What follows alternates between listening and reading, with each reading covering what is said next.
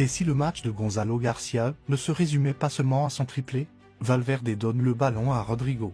Pendant ce temps, Garcia fixe son défenseur et l'empêche de sortir sur Rodrigo. Résultat, Rodrigo se retrouve en 1 contre 1. Il tente ensuite de faire la différence sur son côté. Le Real part en transition. Garcia fixe les défenseurs centraux, ce qui permet à Vinicius de se retrouver en 1 contre 1. Et au final, il provoque et obtient une faute. Encore une fois, il fixe les défenseurs centraux.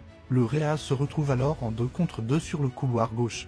Dans le même temps, il ouvre l'espace que Bellingham va exploiter. Ensuite, il fait un appel pour libérer Camavinga dans son dos. Il ne ralentit pas les transitions. Bien au contraire, il fait l'appel dans le dos des défenseurs et obtient une touche près de la surface adverse. Il a été bon dans son rôle d'homme d'appui, comme sur cette action où il sert Mastantuono.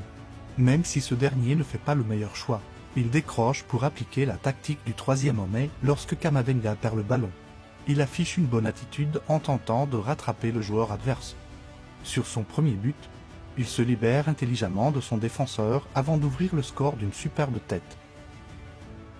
Et sur son 3e but, il déjoue le défenseur grâce à des déplacements dignes d'un grand numéro 9, avant de conclure l'action par une véritable masterclass.